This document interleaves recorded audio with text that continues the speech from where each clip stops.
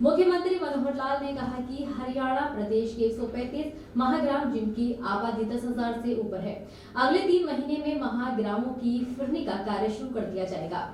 मुख्यमंत्री मनोहर लाल ने जनसंवाद कार्यक्रम से पहले शहीदों के गांव रूपड़ाका में शहीद मीनार पर अमर शहीदों की शहादत को नमन किया। मुख्यमंत्री ने शहीद मीनार पर पुष्पांजलि अर्पित करते हुए कहा कि 1857 को संग्राम में यहाँ के वीरों ने राष्ट्र प्रेम में देश की रक्षा में अपने प्राणों की आहुति दी थी। उन्होंने युवाओं को प्रेरित किया कि आज़ादी की लड़ाई में दिए गए हमारे वीर सपूतों के योगदान को कभी भुलाया नहीं जा सकता। उन्होंने हरियाणा सरकार की ओर से गांव के वीर शहीदों सहित 13 अप्रैल 1919 के दिन अमृतसर के जलियांवाला बाग में हुए हत्याकांड में काल का ग्रास बने देशवासियों की शहादत को भी नमन किया।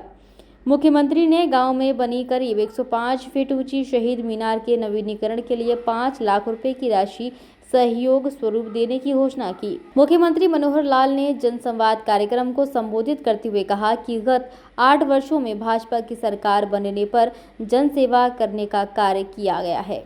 सरकार द्वारा लोकहित में जन कल्याणकारी योजनाएं बनाई गई और लोगों के घर द्वार तक योजनाओं को पहुंचाने का कार्य किया गया। परिवार पहचान पत्र के माध्यम से गरीब लोगों को उनका हक प्रदान किया गया।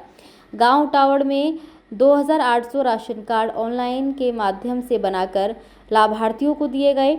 उन्होंने कहा कि आयुष्मान योजना के अंतर्गत हरियाणा प्रदेश के 30 लाख परिवारों को जोड़ा गया है, जिनमें से गांव टावड़ के 10,000 लोगों के आयुष्मान कार्ड बनाए गए हैं। आयुष्मान कार्ड के माध्यम से गरीब परिवार के लोगों को 5 लाख रुपए तक का स्वास्थ्य बीमा प्रदान किया जा रहा है। मनोहर लाल ने कहा कि प्रदेश में भाजपा की सरकार बनने पर भ्रष्टाचार पर लगाम लगाई गई है।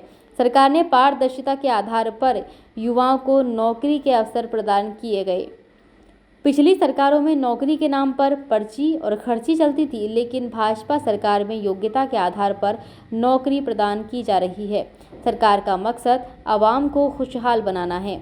आमजन के जीवन को सुविधाजनक बनाने के लिए परिवार पहचान पत्र के माध्यम से सरकार की योजनाओं और सेवाओं को घर बैठे लोगों तक पहुंचाया जा रहा है।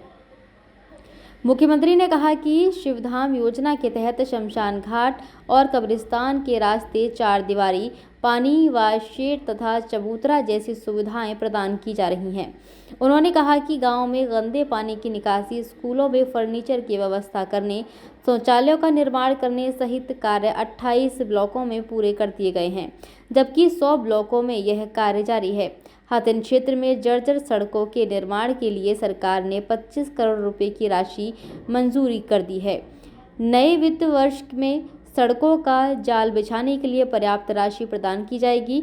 गांव टावड़ में पंचायत द्वारा जमीन उपलब्ध करवाने पर 66 केवी सब स्टेशन बनाने का कार्य किया जाएगा। गांव के तालाब का नवीनीकरण किया जाएगा। पीने के पानी की समस्या को दूर करने के लिए बूस्टिंग स्टेशन बनाया जाएगा। आज आपके गांव में इसलिए मैं आया हूं कि पिछले 8 साल में हमने पूरा मन लगाकर, पूरी लगन से पूरे हरियाणा की सेवा की है। हरियाणा में जो मांगे, जो डिमांड, जो आपकी तकलीफ है, उनको दूर करने के लिए हमने दिन देखा नहीं, रात देखा नहीं, दिन में 24 घंटे में से 18 घंटे काम करते हैं। चाहते हैं कि किसी को कोई तकलीफ ना हो, लेकिन तकलीफें तो एक जिंदगी का हम सफर है। जहाँ जिंदगी है वहाँ तकलीफ भी होगी। अब उन सब बातों को करने के लिए, सुनने के लिए गांव-गांव जा करके कि जो हमने किया है वो आप तक पहुंचा कि नहीं पहुंचा, और पहुंचने के बाद भी आज भी आपकी कुछ मांगे होंगी, कुछ डिमांड्स होंगी, कुछ तकलीफें होंगी, तो उनकी जानकारी मिलेगी। तो अब और तेज गति से करेंगे। अब इस इलाके में हमने क्या किया, आपके विधायक ने अभी कुछ समय में वो सारी बातें बताई हैं, और खाली वो नहीं बताई, आपकी तरफ से उन्होंने और आगे की भी रख दी हैं। मुझे कबूल है, सब चिंता नहीं। तो हमने विकास के काम जो बाकी सरकारें भी करती हैं, कहीं स्कूल बनाना है, सड़क बनानी है, उसकी मरम्मत करानी है, कहीं कॉलेज है, कहीं अस्पताल है, कहीं डिस्पेंसरी है, या कहीं इंडस्ट्रियल एरिया में रोजगार के काम लोगों को ज़्यादा मिले, बड़ी बड़ी लंबी चौड़ी सड़कें बन रही हैं जिसके कारण से इलाके का माहौल बदल रहा है। तालाब की बात आई वो कराया, नहर की बातें आई वो करवाई। अब नहर बन जाती है, पानी तो जितना पीछे से आएगा उतना मिलेगा। उसमें कई बार हेरा फेरी भी लोग कर लेते हैं, इधर से उधर, उधर से इधर सरका देते हैं, कहीं चोरी कर लेते हैं, कम पड़ता है। कभी कुदरत की मार पड़ती है तो किसान का नुकसान होता है, उसका मुआवजा भी हम लोग देते हैं। तो ये सब बातें तो हैं, लेकिन एक बात जो हमने और खास की है उसकी ओर थोड़ा सा मैं इशारा करूंगा, वो है कि आम आदमी का, उसका जो जिंदगी है उसकी अभी जो दुर्लभ है बहुत ज़्यादा, वो कैसे आसान बने। हमें सरकार से मिलने वाली चीज़ें हमारे घर के नज़दीक, अपने गांव में, कस्बे में कैसे मिल जाए, ताकि हमें चक्कर ना काटने पड़े, ना पलवल के चक्कर काटने पड़े, ना फरीदाबाद के काटने पड़े, ना चंडीगढ़ के चक्कर काटने पड़े। चीज़ें घर पर भी तो पहुंच सकती है ना।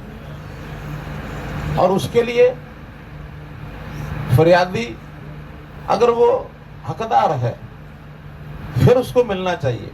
अगर फरियादी हकदार नहीं है तो उसको मिलना चाहिए क्या? नहीं मिलना चाहिए।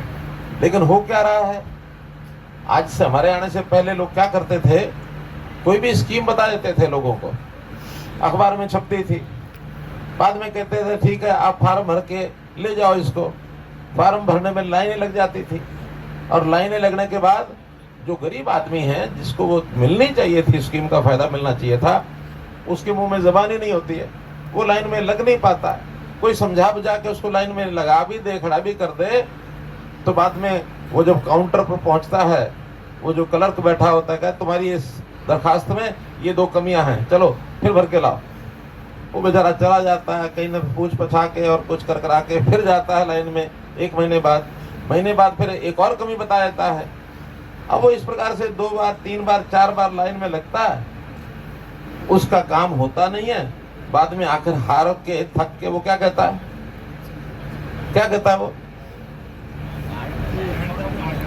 वो बैठ जाओ, घर में बैठ जाओ, कहाँ करोगे इसका, अपने घर में ही बैठे अपने, वही ठीक है, रूखी सूखी खा के अपना गुजारा कर लेंगे, यही कहे ना।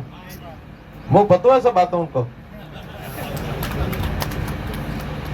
से सारे हरियाणा में चली जाएगी। हरियाणा के 135 महाग्राम जिनकी आबादी 10,000 से ऊपर है, अगले 3 महीने में इन सब महाग्राम 135 फिरने पर काम शुरू हो जाएगा। जितना पैसा लग जाएगा, पूरी 135 फिरनी ये सब बनेंगे।